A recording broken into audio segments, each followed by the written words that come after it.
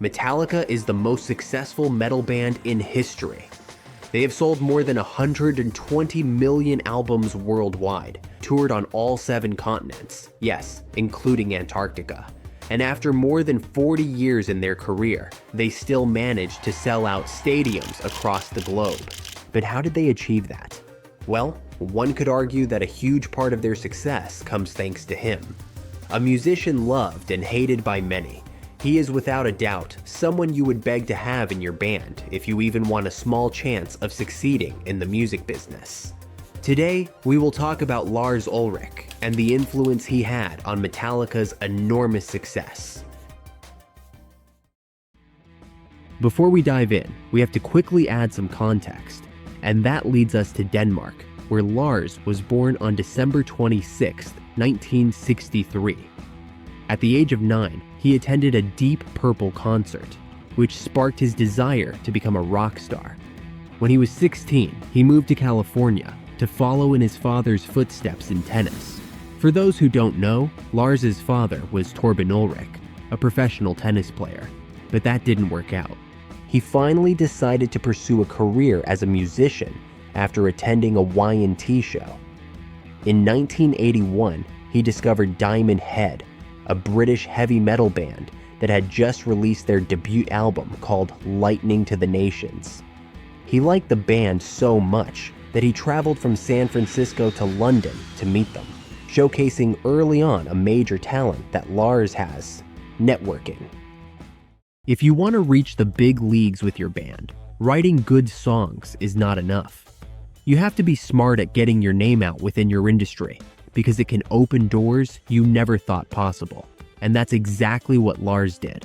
While in London, he not only met the members of Diamond Head, but also hung out with the band that was the biggest thing in England that summer, Motorhead.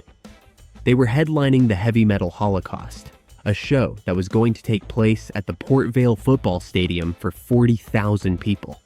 Lars and one of the members of Diamond Head went to Port Vale to try and see the show, but it was sold out.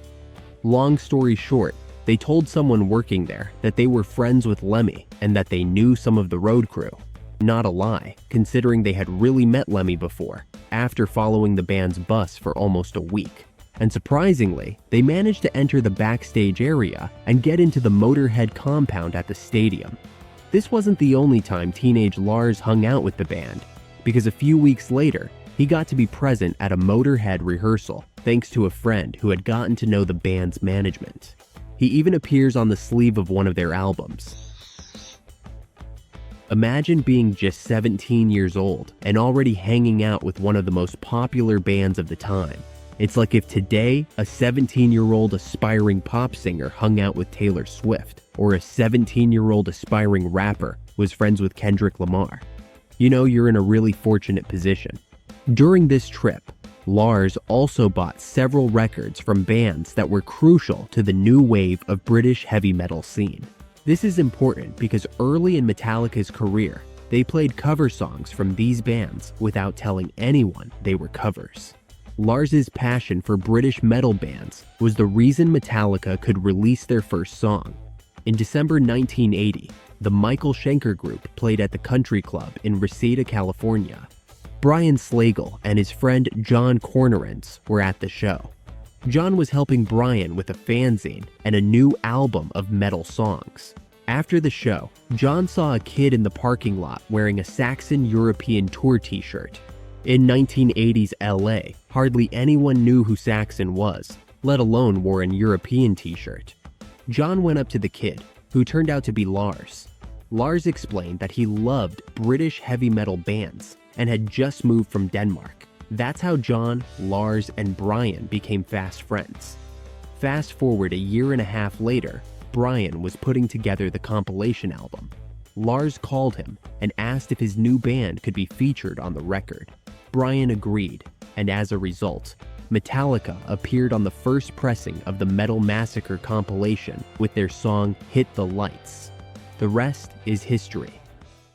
After the band played its first show, an article was published telling the story of this new heavy metal band from LA and praising their performance. This was the first article about Metallica ever released, and it was written by none other than Lars himself, as confirmed by his friend Patrick Scott in the documentary Murder in the Front Row. On July 6, 1982, Metallica recorded their famous demo, No Life Till Leather, featuring Lars Ulrich, James Hetfield, Dave Mustaine, and Ron McGovney. Lars sent this demo to all the people he had been trading tapes with in the underground metal scene as a way to spread the band's music. This was a very common practice in the metal community known as tape trading, which played a huge role in Metallica's early success. And while it's well known that Lars is very intelligent when it comes to the business side of things, he is also really good at combining those skills with music. Just take a look at the Black Album, the album that was the pinnacle of success for Metallica in terms of sales. Enter Sandman was chosen as the first single for the record because of him. Initially, the band and producer Bob Rock wanted Holier Than Thou as the lead single, but Lars convinced them that Enter Sandman was the right move, and it paid off significantly. Another song that reflects Lars's vision is Nothing Else Matters. When James Hetfield nervously brought his personal song to the band, Lars was the first to see its potential and pushed to include it on the album.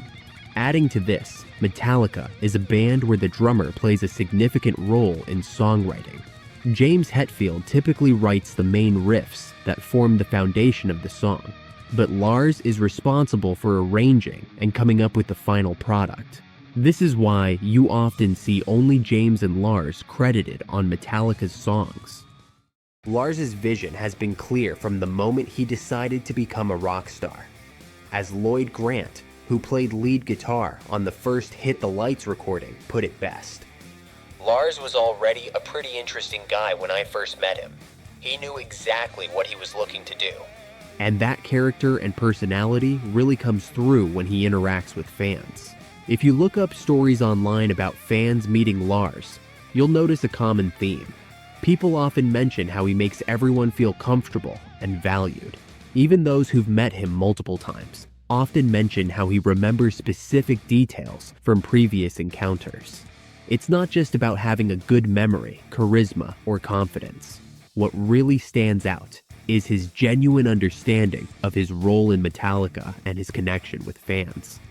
Lars Ulrich is a perfect example of how having someone in your band who's great with the business side of things, from networking to marketing, can truly make a difference for your band. Lars played a crucial but often overlooked role in the band's success, so fundamental that without him, Metallica probably wouldn't be where they are today.